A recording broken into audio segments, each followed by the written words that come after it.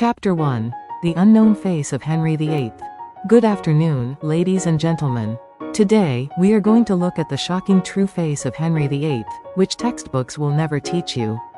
Your image of Henry VIII is supposed to be a fat tyrant who executed his wives one after another. But in his younger days, he was a completely different person. In fact, he was the most charismatic, intelligent, and athletic prince in Europe. At 198 centimeters tall, he was the tallest royal in Europe at the time. And, amazingly, he excelled in languages, speaking at least 6 languages fluently: French, Spanish, Italian, Latin, and English. He was truly a medieval intellectual. He was also legendary in sports.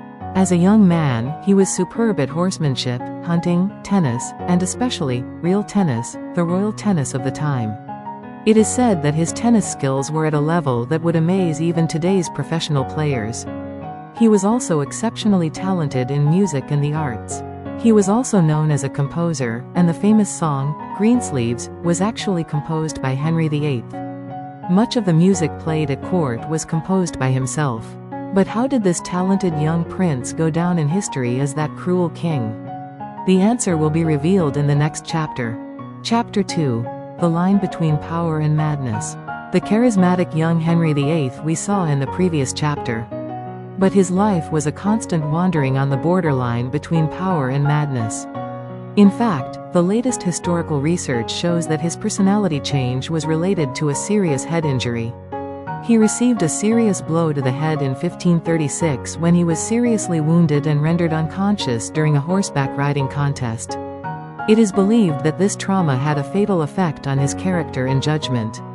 According to medical research, this brain injury caused him to begin to exhibit symptoms of impulsivity, aggression, and loss of emotional control. These are exactly the symptoms of what we would call traumatic brain injury today. This is believed to have been a major factor in the prince's transformation from a gentle and intelligent man to a ruthless king who executed his wives one after another. In addition, his health continued to deteriorate. He suffered from obesity, diabetes, and chronic ulcers, and ruled in severe pain and suffering. From the perspective of modern medicine, these physical pains no doubt further destabilized his mental state.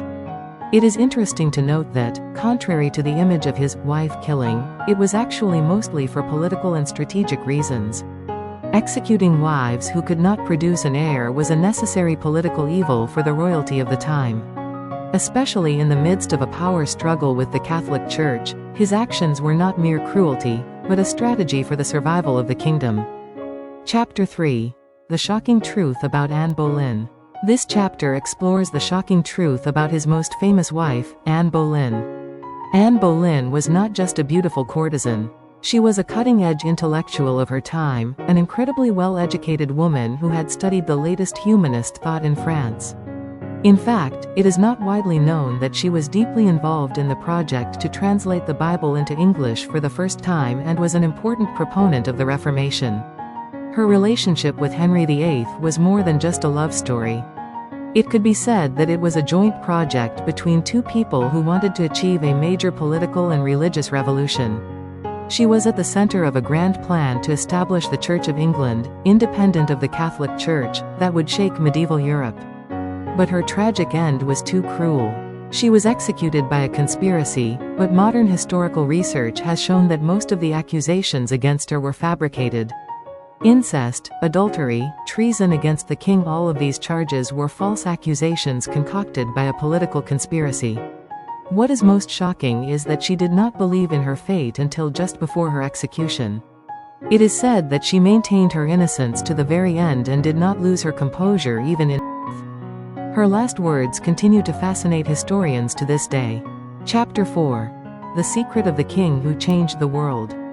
Henry VIII was more than just a king. He was a revolutionary who practically laid the foundation of modern England. The Reformation was his greatest achievement.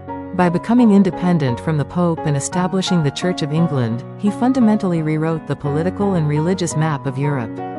This was not just a personal desire, but a grand strategy for the future of the nation. What is remarkable is his naval reforms. He laid the foundations of the English Navy and revolutionized shipbuilding technology and naval strategy. He transformed the country into the most powerful navy in Europe at the time. It is no exaggeration to say that this laid the foundation for the later British Empire. In the fields of education and culture, Guo was also innovative. He established many universities and supported learning and the arts. He established libraries, supported scholars, and was instrumental in the development of printing technology. His reign can be described as a period of cultural renaissance in England. Chapter 5. Behind the Power and Passion. This chapter looks at the most unknown side of Henry VIII, his true face as a human being. In fact, he had an emotional and surprisingly sensitive side. Let us show you the inner world of the king, which is never told in history textbooks. His deepest emotional anguish was his lack of a male heir. For the royal family of the time, the birth of a son meant the survival of the state. Princess Mary, born to Catherine of Aragon, was a woman. Elizabeth, born to Anne Boleyn, was also a woman. This thirst for a male heir was at the root of his cruel treatment of his wives. Surprisingly, he was an unusually affectionate father to his children, which was unusual for the time. In particular, he had an extraordinary love for Elizabeth and Edward, and took an extraordinary interest in their education and future. Elizabeth, who later became the queen who established the Golden Age of England, is said to have inherited her intelligence and political talents from her father Henry. His personal tastes were also more subtle than one might imagine. He was deeply interested in music, poetry, and astronomy, and invested heavily in the most advanced studies of the day. The court was a constant gathering of scholars and artists, and he himself enjoyed creative endeavors. What is interesting is his emotional life. History tends to portray him as a mere wife killer, but in fact he had his own way of loving. His relationship with Catherine Parr, his last wife, was especially deep. She was not only his queen, but also his most trusted political partner. What's more, there is a remarkable secret. Modern medical analysis reveals that he actually suffered from severe depression. The pressures of power, his health problems, and his obsession with a male heir, all had an incalculable effect on his psyche. Behind his ruthlessness as king was a deep human anguish. That is the true character of Henry VIII. Ladies and gentlemen, up to this point, we have seen the true nature of Henry VIII. I believe that a complex and multifaceted picture of the man has emerged that is quite different from the simple, wife-killer, image taught in textbooks. He was cruel, but at the same time a genius reformer. He was not just a king, but a revolutionary who led medieval Europe into the modern age. He brought revolutionary changes to England in every field: politics, religion, culture, maritime affairs, education. It is important to note that we should not judge historical figures in black and white. Henry VIII was the embodiment of human complexity.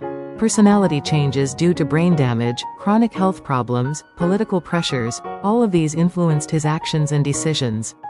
Rather than judging him from a modern perspective, a true understanding of history is to understand him in the time and context in which he lived.